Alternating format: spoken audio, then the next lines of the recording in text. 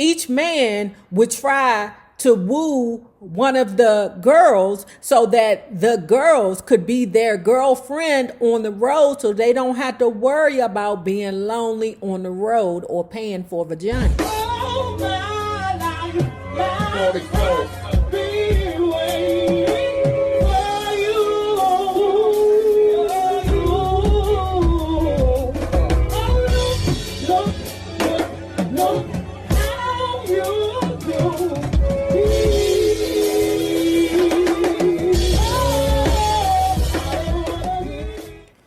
well, hello there, love bugs. Hello there, Bellas. If you have not already done so, please remember to like, share to Facebook, subscribe, and tip your favorite narrator via Cash App at $NayRob on YouTube. And if you are not already a part of this book club, please hit the Patreon link below and or the join button here on the YouTube. And for a small monthly fee of $5, you babies, yes, you, can be privy to all the shenanigans before the YouTube gets it, if the YouTube gets it. Now, before we get started on our book, listen, guys, I don't know why we're not getting the views on this book, because this is a good book. Seriously, good book. I have no idea. Now, I've heard some people's frustrations with the book about how basically Ray Charles was just talking about all the women he was knocking down throughout his lifetime. Yes, that's true. But at the same time, he's also giving us the dirt in regards to his addictions while creating the music. So it's a pretty good book. I like it. I don't get it. Maybe YouTube is on one and just deciding not to push my video out. For those of you who are paying members, I really do appreciate you all, because when I'm not getting the views, I can always depend on your membership. Thank you. Love you. Girl, when I tell you I love that girl, Bella So South, baby. Anyway, y'all, let's continue reading. Brother Ray. Margie was really something. She sang even better than I had guessed. I tried her out on different things and she knocked me out. Had that growling, churchy feeling in her voice that I couldn't resist. I wrote something for each of the girls to do in a feature spot. And for the first year or so, Mary Ann Fisher stayed on and became the fourth Raelette. I believe that Mary Ann Fisher was the girl that thought she was going to, the first girl in the movie that thought she was going to drag Ray Charles from his woman. That nigga ain't leaving his woman. He ain't leaving her. Anyway, she was a girl when Jeff Clifton Powell, Uptown boy, if you didn't know, he from Uptown Washington, D.C. Let's get to the business. Clifton Powell was in the front seat, and Ray Charles and that lady was fitting to do the hanky-panky. She was like, I bet your wife don't do this. And she was about to, give him a surprise. And Ray Charles was like, wait a minute, baby, wait a minute. Hold on. I want you to stay here in New York. And I'm going to write something real special for you, okay? And that lady Marianne stayed around until she started seeing that, what's her name? Is it Marjorie? What's her name? Margie. That Margie was pushing her ass out the door. What kind of man are you? It was 3 weeks or so after the recording date that the girls joined me. And suddenly our 8-member band grew to 11. Marianne had always ridden with me in my car, and now the other 3 girls joined her. When Marianne left, I think it was around the beginning of 1958, a girl by the name of Betty Smith, who we called Betty Boo, made the transition for a few months, and then Gwen Berry, who we called Squatty Roo, took her place. When the girls arrived on the scene, there was suddenly more perfume in the air. Girl, you're welcome. You're welcome.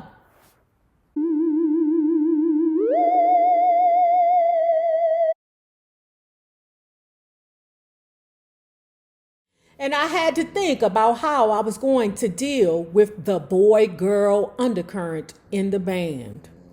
Like everyone say, out on the road, it gets lonely. He got 4 girls, 8 men. What would happen is, basically like blackpeoplemeet.com and everything else, you know how niggas do, nothing changes.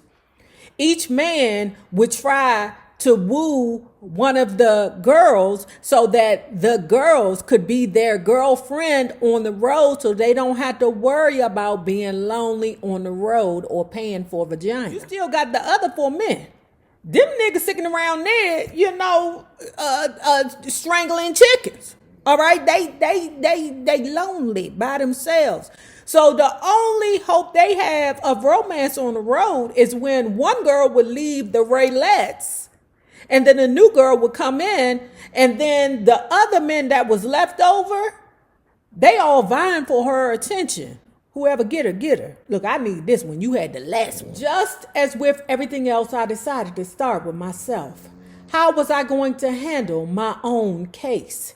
Everyone has certain indulgences, certain habits. Some are clothes fanatics. Others chase money, power, or position.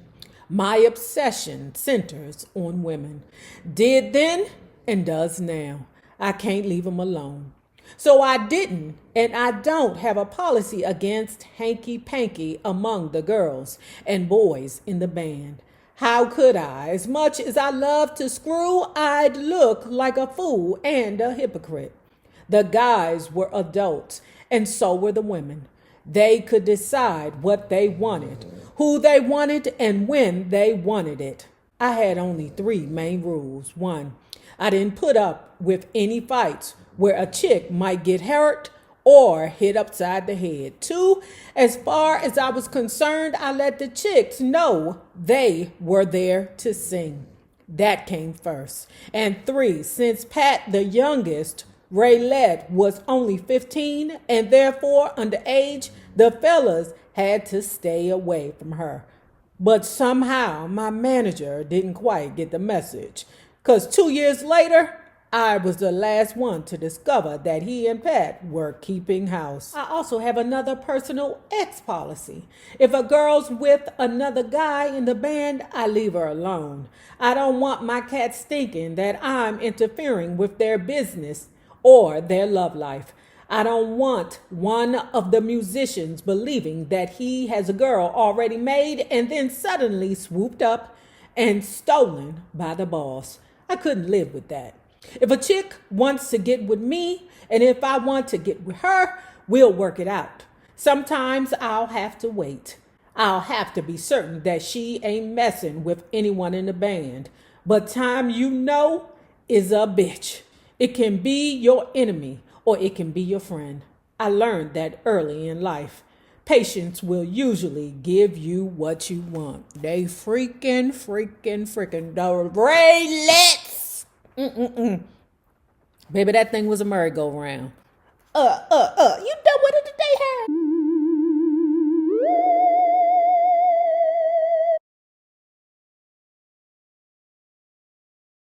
Of course, there were 8 guys and only 4 chicks in those days. If all 4 of the gals were going with someone in the band, the other 4 cats had to do some more struggling.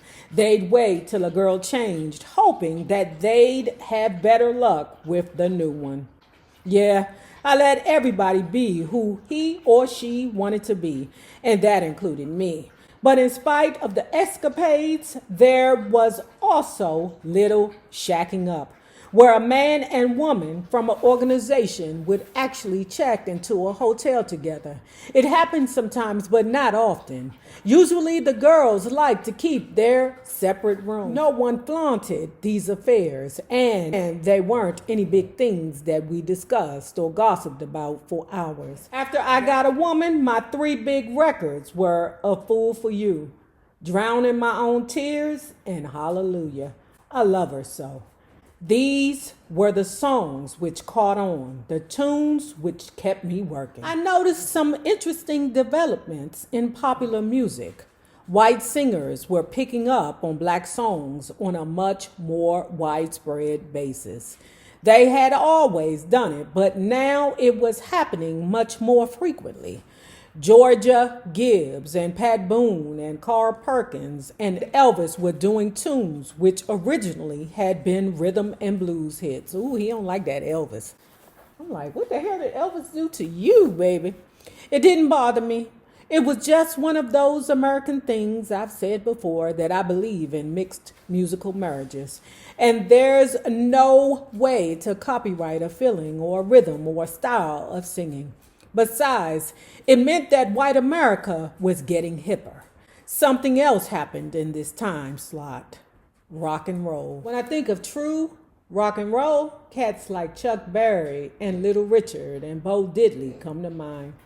I think they're the main men, and there's a towering difference between their music and mine. My stuff was more adult.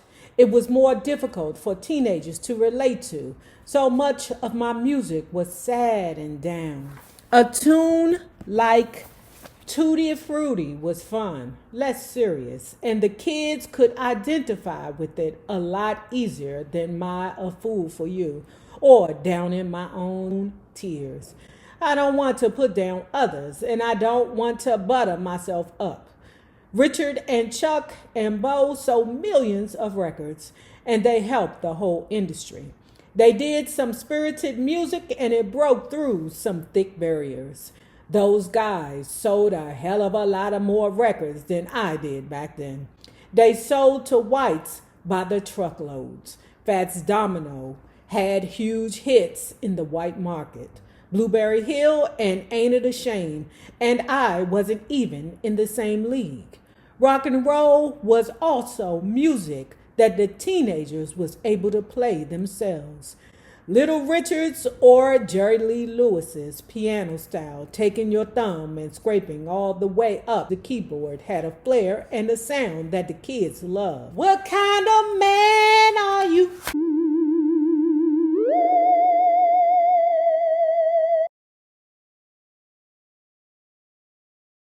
There wasn't much time for my wife and child back home in Dallas. Schedules wouldn't permit it.